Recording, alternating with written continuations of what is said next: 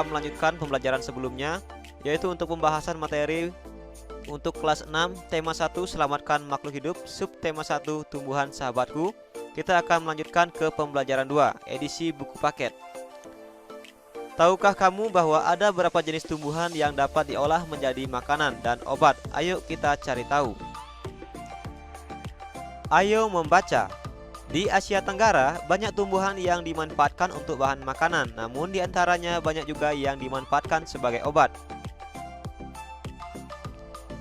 Asia Tenggara sebagai wilayah tropis memungkinkan banyak tumbuhan hidup. Oleh karena itu, masyarakatnya banyak bercocok tanam untuk memanfaatkan kesuburan tanahnya. Bawang merah sering dijumpai di dapur masyarakat Indonesia. Selain untuk bumbu, bawang merah juga bermanfaat untuk mengobati beberapa penyakit. Orang Jawa mengenalnya dengan sebutan berambang.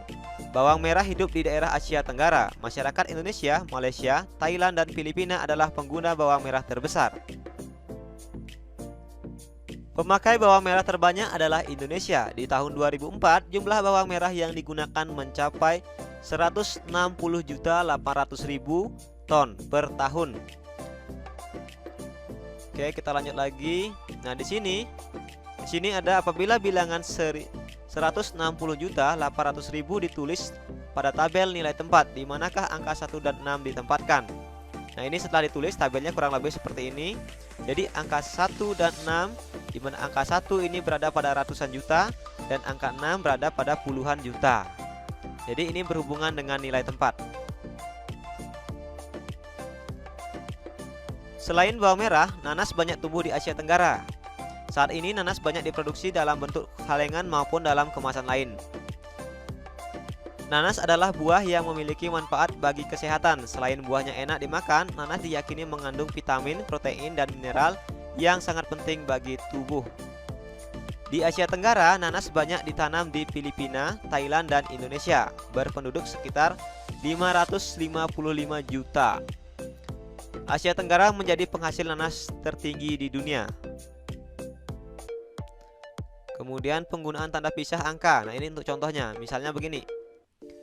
1.432.321. Nah, ini cara membacanya.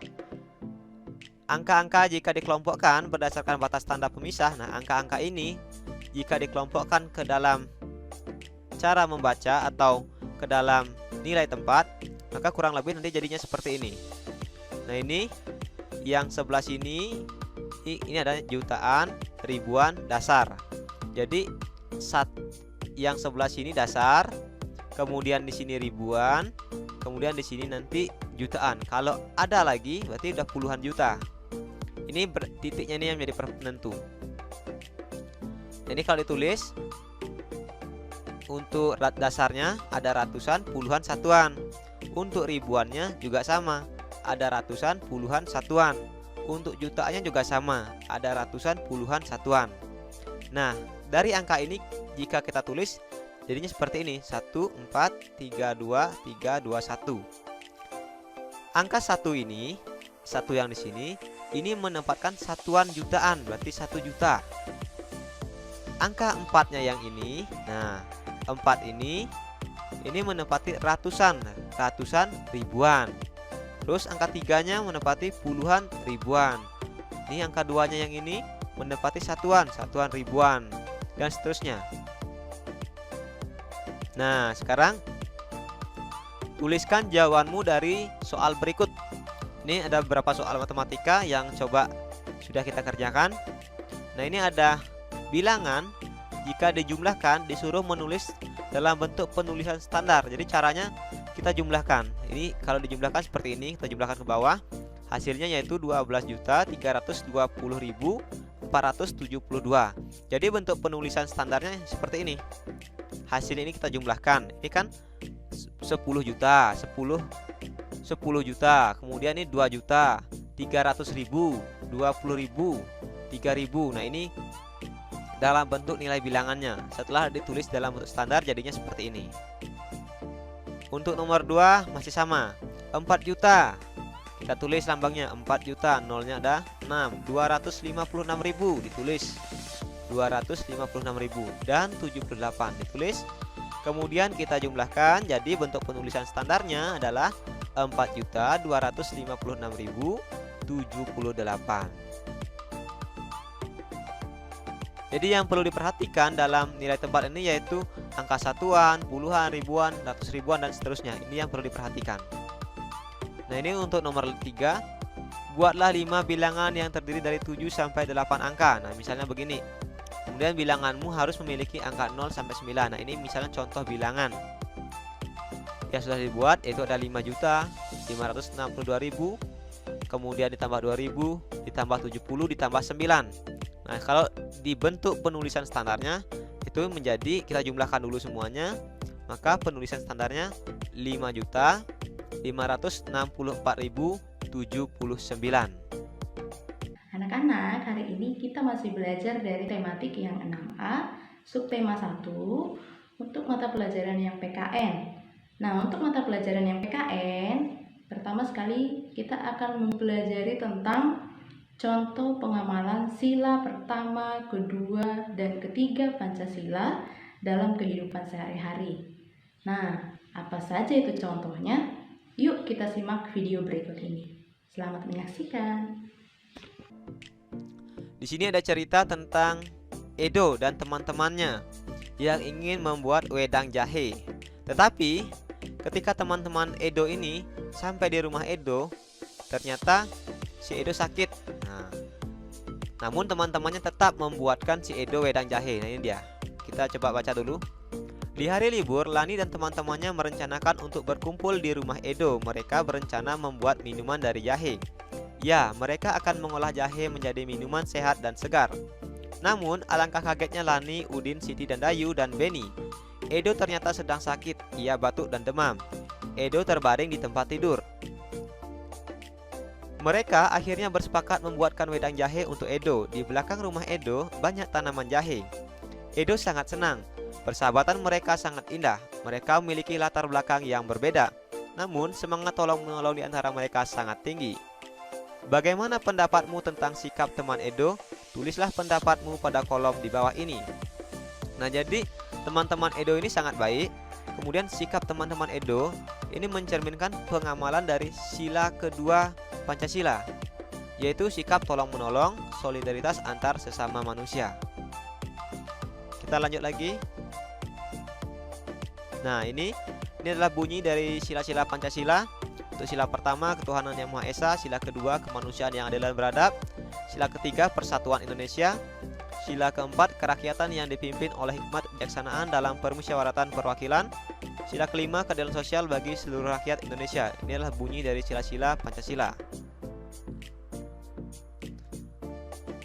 Selanjutnya, bersama kelompokmu diskusikanlah nilai-nilai yang terkandung dalam sila-sila Pancasila berikut.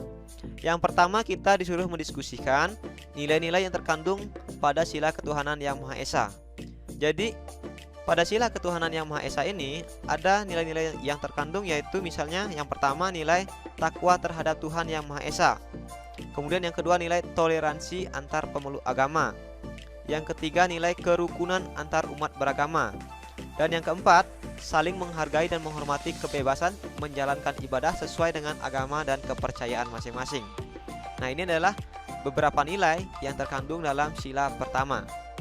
Kemudian untuk sila kedua, sila kemanusiaan yang adil dan beradab, itu nilai yang terkandung dalam sila kemanusiaan yang adil dan beradab antara lain, yang pertama, mengakui persamaan derajat, menghargai hak asasi manusia. Kemudian mengembangkan sikap tolong-menolong dan sikap saling tegang rasa. Nah, ini seperti yang dilakukan oleh teman-teman Edo tadi. Dan berani membela kebenaran serta keadilan. Nah, ini merupakan contoh atau nilai-nilai yang terkandung dalam sila kedua Pancasila. Kita lanjut lagi. Nah, di sini ada penjelasan. Nilai-nilai yang terkandung dalam sila ketuhanan yang Maha Esa. Nilai takwa terhadap Tuhan yang Maha Esa, toleransi dan penghormatan kepada agama yang atau kepercayaan lain, kerukunan antar umat beragama. Selanjutnya untuk sila kedua, di sini ada persamaan derajat, menghargai hak asasi manusia, solidaritas antar sesama manusia, dan perdamaian. Kita lanjut lagi. Nah, di sini ada gambar. Amati gambar berikut. Ini gambar pertama. Kita lihat kurang lebih ini agama yang berbeda, beragama. Nah, ini juga sama-sama ini agama yang berbeda saling tolong menolong. Nah, ini nomor 3 ada bangunan tempat ibadah.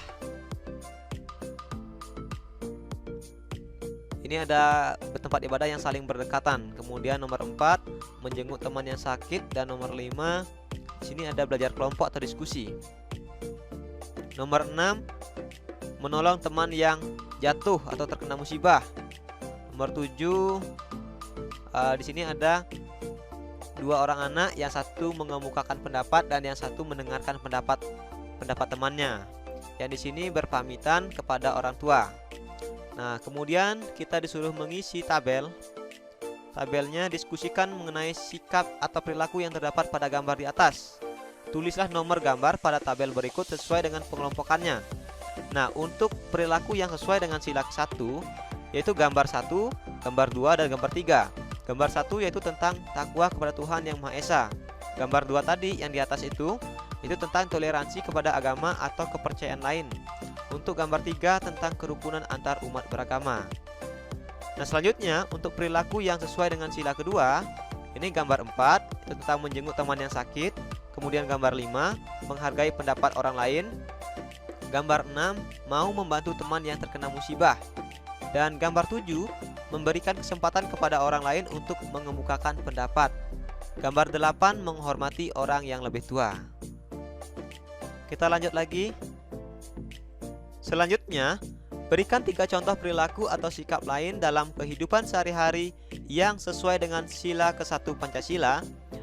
Kemudian jelaskan bagaimana kamu akan menerapkannya. Oke, jadi di sini 3 contoh perilaku atau sikap lain dalam kehidupan sehari-hari yang sesuai dengan nilai-nilai sila ke-1 Pancasila. Itu yang pertama, tidak mengganggu teman yang berbeda agama saat menjalankan ibadah. Kemudian yang kedua, mau berteman dengan siapa saja meskipun berbeda agama, berbeda suku. Yang ketiga, merawat dan mencintai ciptaan Tuhan, misalnya merawat tanaman, kemudian menyayangi binatang atau hewan peliharaan. Ini adalah contoh dari pengamalan sila ke-1. Selanjutnya sila kedua, berikan 3 contoh yang sesuai dengan pengamalan sila kedua. Nah, yang pertama misalnya membantu teman yang kesusahan. Yang kedua, menghormati orang tua atau menghormati orang yang lebih tua. Dan yang ketiga, menjenguk teman yang sakit. Nah, ini adalah beberapa contoh dari pengamalan sila kedua. Anak-anak, hari ini kita akan belajar mata pelajaran SBDP ya, masih dari tema 6A, subtema 1. Hari ini kita akan belajar tentang contoh patung Nusantara dan cara membuatnya. Nah, berikut ini kita akan memperhatikan videonya, apa saja itu contoh patung Nusantara dan bagaimana cara pembuatannya. Mari kita saksikan berikut ini. Nah, di sini ada tentang seni patung. Patung Nusantara terbuat dari tanah liat. Patung-patung tersebut sangat diminati baik oleh wisatawan lokal maupun mancanegara. Ayo kita praktikkan membuat patung Nusantara dari tanah liat. Amati aneka kerajinan patung tanah liat dari daerah kasongan berikut. Oke. Kita lihat, ini adalah patung-patung kerajinan Nusantara dari daerah Kasongan. Nah, pertanyaan pertama, bagaimana pendapatmu ketika melihat patung tersebut? Jelaskan. Nah, untuk patung tersebut, ini merupakan hasil karya seni rupa dari gerabah yang unik dan memiliki nilai budaya. Dan bila dijual, patung tersebut memiliki nilai ekonomis yang tinggi. Selanjutnya nomor 2, apa saja keterampilan yang diperlukan untuk membuat patung tersebut? Nah, dalam membuat patung, ada beberapa keterampilan yang harus kita perhatikan. Yang pertama, yaitu pemilihan bahan baku yang akan digunakan. Kemudian yang kedua, ide atau kreativitas patung yang akan dibuat. Dan yang ketiga, kemampuan dalam mengkombinasikan warna agar patung terlihat menarik.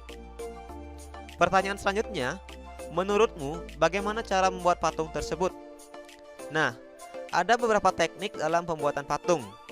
Tetapi untuk patung-patung yang di atas, ini dapat dibuat dengan menggunakan teknik cetak atau teknik ukir. Kita lanjut lagi. Di sini ada proses pembuatan patung Nusantara dari tanah liat, silahkan dibaca di buku paketnya. Nah, ini pembuatan patung tanah liat dapat dilakukan dengan teknik cetak, tekan maupun ukir. Nah, ini silahkan dibaca nanti di buku paketnya. Cara membuat adonan plastisin. Nah, ternyata selain menggunakan tanah liat, untuk membuat patung ini juga bisa menggunakan plastisin.